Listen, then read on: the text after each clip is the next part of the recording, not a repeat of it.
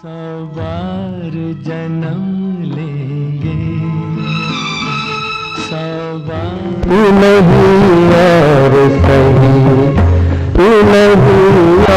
और सही। दोस्तों, आज का यह वीडियो हिंदी फिल्म इंडस्ट्री के ऐसे प्रोड्यूसर और डायरेक्टर के बारे में है जिन्हें हम लोग ब्रिज सदाना के नाम से जानते हैं।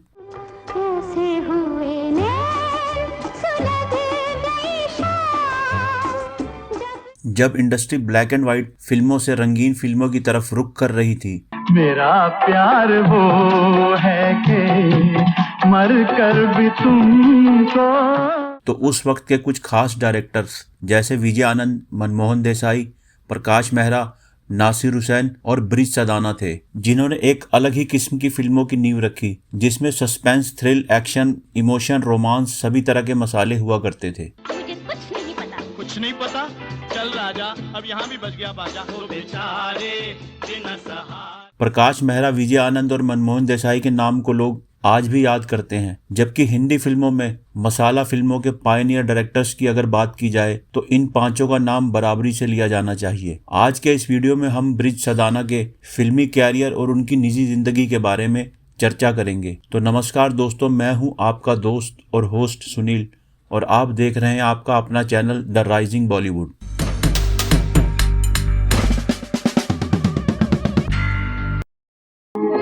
यही वो जगह है, यही वो फिजा। तो दोस्तों, क्या आप जानते हैं कि मशहूर स्क्रिप्ट राइटर जोड़ी सलीम और जावेद के कैरियर को शुरुआती ब्रेक देने वाले डायरेक्टर कौन थे और कौन से वह डायरेक्टर थे जिन्होंने 70 और 80 के दशक में इतनी हिट फिल्मों के बावजूद कभी भी अमिताभ बच्चन के साथ काम नहीं किया, और अशोक कुमार को उनके कैरियर में बेहतरीन से बेहतरीन रोल देने में किस डायरेक्टर का हाथ रहा, और फिल्म इंडस्ट्री में क्यों कुछ कलाकार जैसे अशोक कुमार, देवेन वर्मा, कल्याण जी आनंद जी, शत्रुघ्न सिन्हा, इन जैसे कलाकारों के साथ उन्होंने लगातार काम किया। उनके कैरियर के अंतिम समय में उन्हें शराब की लत क्यों और कैसे लगी, और किस तरह से उनकी अपनी निजी जिंदगी भी आखिरी वक्त में उनकी फिल्मों की ही तरह सस्पेंस से भरी रही, और क्यों और किस तरह सिर्फ एक ही रात में उनके परिवार पर दुखों का पहाड़ टूट पड़ा, यह सब जानने की कोशिश करेंगे हम इस वीडियो में। दोस्तों, बृजमोहन सदाना, जिनका जन्म 6 अक्टूबर 1933 को गुजरावाला पंजाब में हुआ था, जो उस वक्त ब्रिटिश इंडिया का हिस्सा था। पार्टीशन के समय उनका परिवार मेरठ आकर बस गया। मुंबई आकर उन्होंने फिल्मों में अपना कैरियर बनाने की सोची, और उनकी बहन राजकुमारी, जिनकी शादी देवेंद्र गोयल से हुई थी, जो कि खुद उस वक्त फिल्मों के मशहूर प्रोड्यूसर और डायरेक्टर थे, और 50 और 60 के दशक में उन्होंने कई हिट फिल्में दी थी, और उनकी ही फिल्म वचन से ब्रिज सदाना ने अपने एक्टिंग कैरियर की शुरुआत की।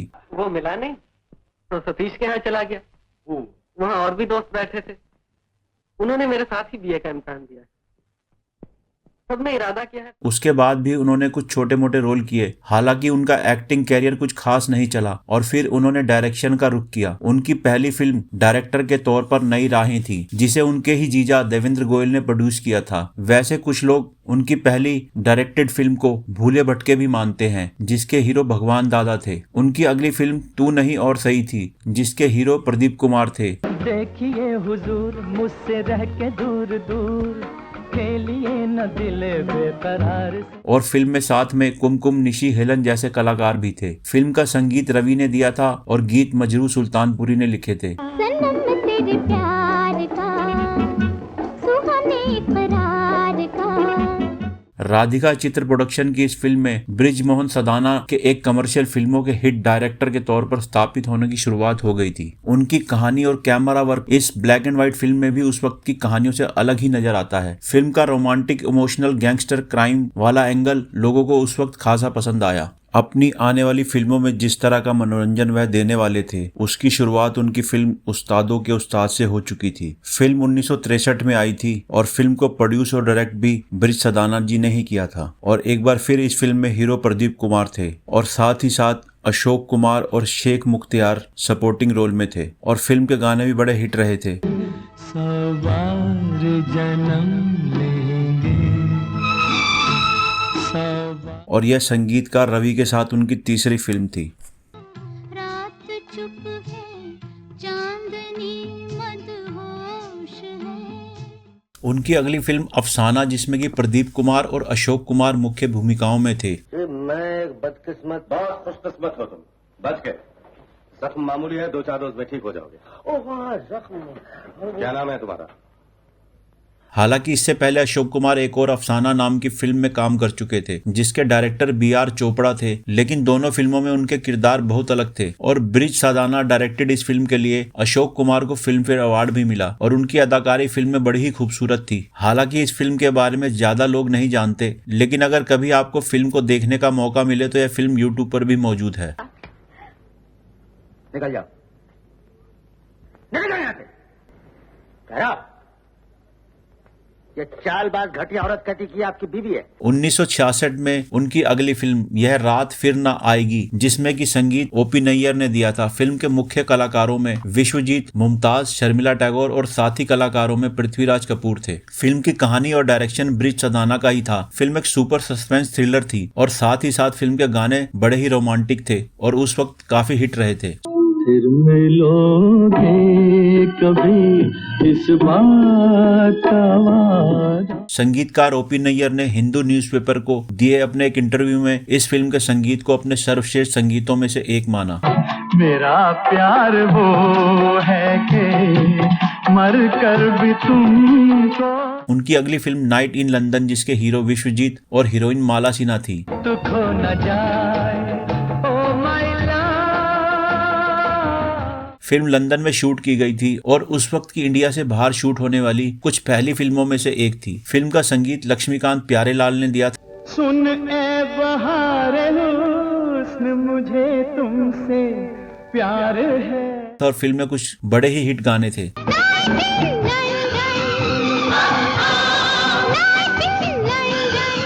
फिल्म में ब्रिज सदाना ने एक छोटी भूमिका भी निभाई थी। उनकी अगली फिल्म यकीन, जिसके हीरो धर्मेंद्र और हीरोइन शर्मिला टैगोर थी। गर तुम भुला न दोगे सपने ये सच ही।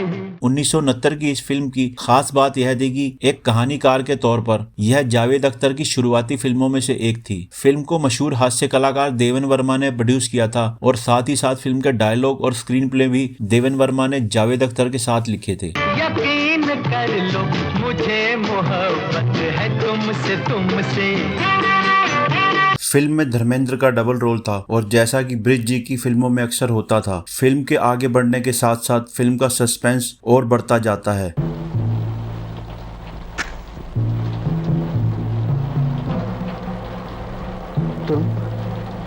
तुम तो डॉक्टर शर्मा के। और उनकी फिल्मों में सस्पेंस, हिट संगीत और बेहतरीन से बेहतरीन लोकेशन और कलाकारों की उम्दा अदाकारी होती थी। उनकी अगली फिल्म दो भाई, जिसके हीरो जितेंद्र थे और साथी कलाकारों में माला सिन्हा और अशोक कुमार थे। जीना है तेरा बनकर, मरना है तेरे।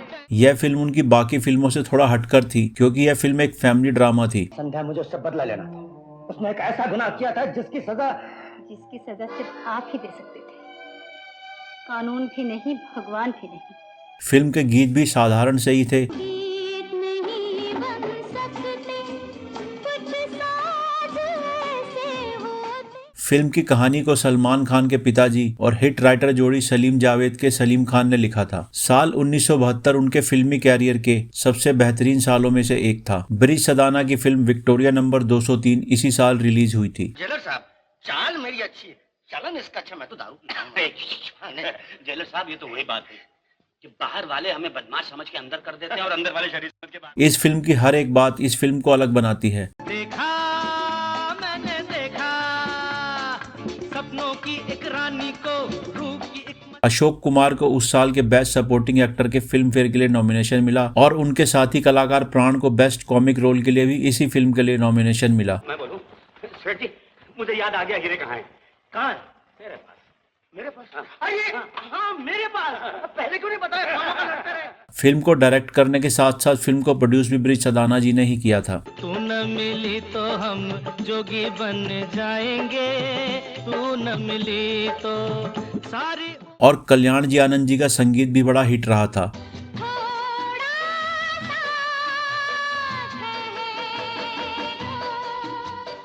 फिल्म मशहूर उपन्यासकार जेम्स हेडली चेस के novel there is a hippie on the highway पर आधारित थी और बाद के सालों में सन 1994 की कल्ट कॉमेडी फिल्म अंदाज अपना अपना फिल्म का क्लाइमेक्स भी विक्टोरिया नंबर 203 के क्लाइमेक्स से काफी हद तक प्रभावित था। फिल्म को 2007 में दोबारा उनके ही पुत्र कमल सदाना ने रीमेक किया था, लेकिन फिल्म ओरिजिनल फिल्म जैसा कमाल नहीं दिखा पाई। अरे बादशाह भी है जी।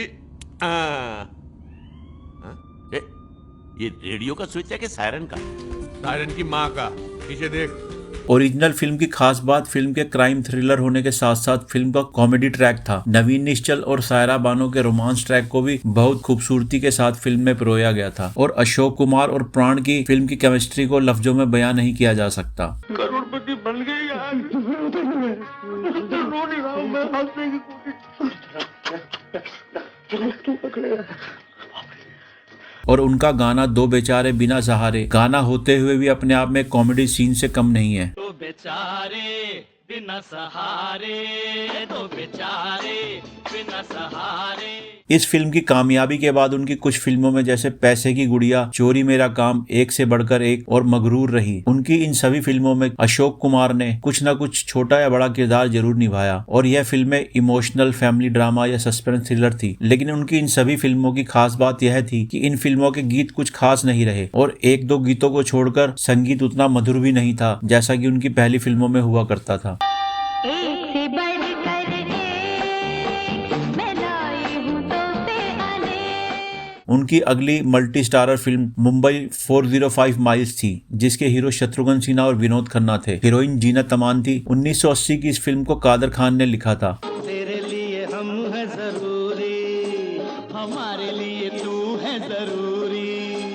और फिल्म में विलन का रोल अमजद खान ने निभाया था। फिल्म की शूटिंग के दौरान विनोद खन्ना और शत्रुघ्न सिन्हा के बीच में काफी अनबन रही, जो कि फिल्म के साथ साथ चर्चा का कारण भी बनी। और इसी फिल्म के दौरान शत्रुघ्न सिन्हा के स्टंट डबल की भी मौत हो गई और आज के हिट निर्देशक रोहित शेट्टी के पिता और मशहूर स्टंट डायरेक्टर और विलन शेट्टी ने इस घटना के लिए अपने आप को जिम्मेदार समझा और इस घटना के बाद वे डिप्रेशन में चले गए। और इस फिल्म का एक गाना जिसे हेमलता जी ने गाया था, उसका संगीत अपने आप में वक्त से बहुत आगे था और इस गाने के कई रिमिक्स वर्जन बाद के सालों में भी हमें देखने को मिले। छोड़ो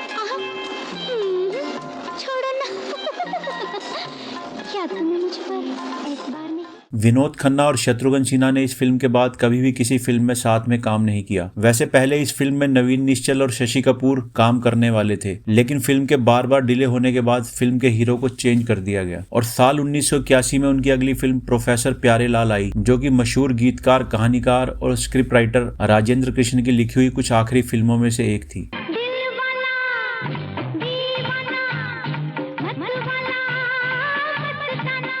फिल्म में काफी बड़े सितारे थे जैसे कि धर्मेंद्र, जीनत अमान, सिमी ग्रेवाल, शम्मी कपूर, श्रीराम लागू। तेरे सिवा ना किसी का बनूंगा।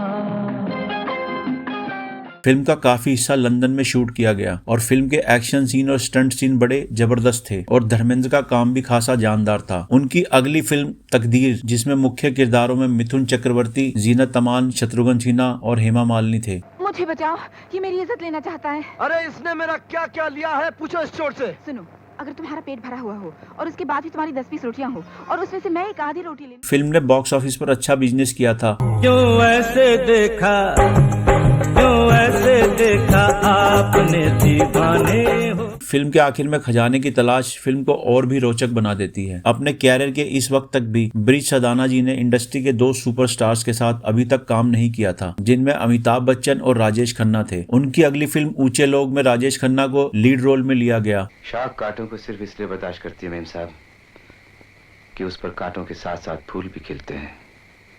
मैं भी उसी शाख की तरह हूँ। और फिल्म की हीरोइन थी सलमा आगा। फिल्म एक पाकिस्तानी फिल्म दहलीज का रीमेक थी। फिल्म में आर.डी. बर्मन ने पहली बार ब्रिज जी के साथ काम किया।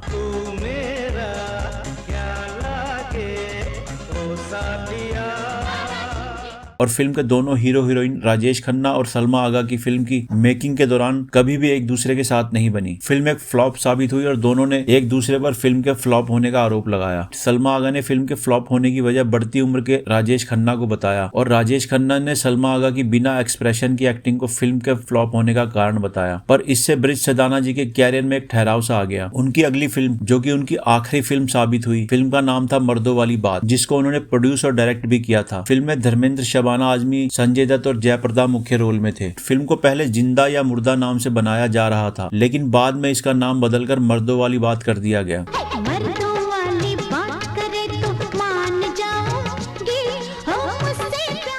फिल्म ने अच्छा बिजनेस किया। इस फिल्म के बाद ब्रिज सदाना अपने बेटे कमल सदाना को फिल्मों में लॉन्च करने वाले थे, लेकिन तभी उनकी जिंदगी में एक ऐसी रात आई जो उनके परिवार को लगभग खत्म करने वाली थी। उनके बेटे कमल सदाना के जन्मदिन के दिन उनकी बीवी शाहिदा खान से उनका जबरदस्त झगड़ा हो गया। शाहिदा खान जो कि 60 के दशक की हीरोइन थी, जिन्होंने अपने कैरियर की शुरुआत में मनोज कुमार, विश्वजीत, किशोर कुमार और फिरोज खान जैसे कलाकारों के साथ हीरोइन का रोल निभाया था।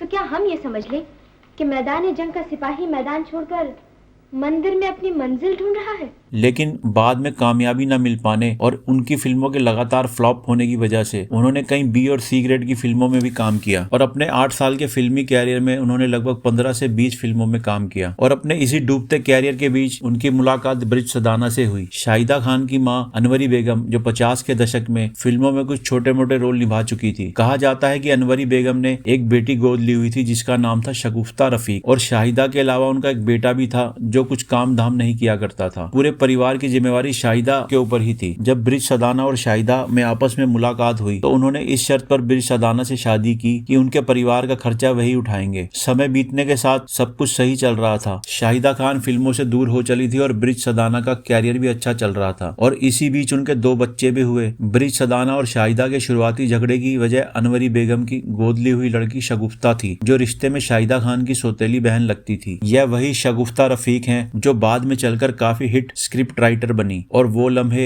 आवारापन, राज, मर्डर 2, आशिकी 2 जैसी कई कामयाब फिल्में उन्होंने लिखी। लेकिन ब्रिज सदाना को हमेशा यह शक रहा कि यह शगुफ्ता शाहिदा खान की कोई नाजायज औलाद है। ब्रिज सदाना शगुफ्ता रफीक को अपने परिवार से दूर रखना चाहते थे और एक बार इसी कारण से उन्होंने अपनी लाइसेंसी बंदूक से नशे की हालात में अपने ही घर पहुंचकर पूरी रात हंगामा कर डाला और शाहिदा ने अपनी सहेली नरगिस दत्त को कहकर उनसे इस बंदूक के लाइसेंस को कैंसिल करवा दिया था। लेकिन बाद में पंजाब में बढ़ते आतंकवाद की वजह से उन्होंने अपना ये लाइसेंस दोबारा बनवा लिया। और इसी बीच ब्रिज सदाना का कैरियर जब सही दिशा में नहीं जा रहा था और उनकी कुछ फिल्में फ्लॉप हो रही थी और वह शराब के आदी होने लगे थे, और इसी बीच उनकी बेटी नम्रता ने अबीस रिजवी से सगाई कर ली थी। अबीस रिजवी जिनके पिता मुंबई के बहुत बड़े बिल्डर और पूर्व राज्यसभा सांसद भी रह चुके थे। अपनी बेटी के दूसरे धर्म में शादी करने और अपने बीवी पर लगातार शक करने और शराब की लत ने भी ब्रिज सदाना के जीवन में कॉकटेल का काम किया। ब्रिज सदाना जी की असली जिंदगी की फिल्मी कहानी में क्लाइमेक्स वाला मोड़ उस दिन आया जिस दिन उन्होंने अपने बंगले जल कमल में अपने बेटे की जन्मदिन वाली रात अपनी बीवी से एक जबरदस्त झगड़ा कर लिया, और इस झगड़े में नशे की हालात में उन्होंने अपनी बीवी और अपनी बेटी और बाद में कमल सदाना को गोली मार दी। और इन तीनों को गोली मारने के बाद उन्होंने अपने आप को कमरे में बंद कर लिया और खुद को भी गोली मार ली। घटना में उनके बेटे कमल सदाना के अलावा उनके परिवार के सभी सदस्यों की मौत हो गई, और ब्रिज सदाना के बेटे कमल सदाना के बर्थडे वाली रात उनका पूरा परिवार खत्म हो गया। और उनकी मौत की कहानी भी उनकी फिल्मों की तरह ही एक सस्पेंस थ्रिलर से कम नहीं है। हालांकि इतने टैलेंटेड डायरेक्टर की इस मौत को कोई भी इस तरह से होते देखना नहीं चाहता था, लेकिन जैसा कि ऊपर वाले को मंजूर था, इस घटना से इंडस्ट्री में सदमा छा गया और ब्रिज सदाना के बेटे कमल सदाना ने बाद में इस घटना से उबरकर कुछ फिल्मों में हीरो का किरदार भी निभाया। तुझे ना देखूं तो चैन मुझे आता नहीं है, एक तेरे, जिसमें से कुछ फिल्में सफल रही और कुछ फिल्में नाकाम रही, और बाद में जाकर उन्होंने फिल्मों से बिल्कुल दूरी बना ली। हालांकि इस बीच उन्होंने 1-2 फिल्मों को प्रोड्यूस भी किया, जैसे कि उनके पिता की ही बनाई हुई फिल्म विक्टोरिया नंबर 203 को उन्होंने रीमेक भी किया, लेकिन इन फिल्मों से उन्हें कुछ खास सफलता नहीं मिली। तो दोस्तों, आपको हमारा ब्रिज सदाना पर बनाया गया ये वीडियो कैसा लगा हमें कमेंट बॉक्स में जरूर बताएं। और अब दीजिए अपने दोस्त और होस्ट सुनील को इजाजत। नमस्कार, मिलते हैं आपसे किसी दूसरे वीडियो में जल्दी ही।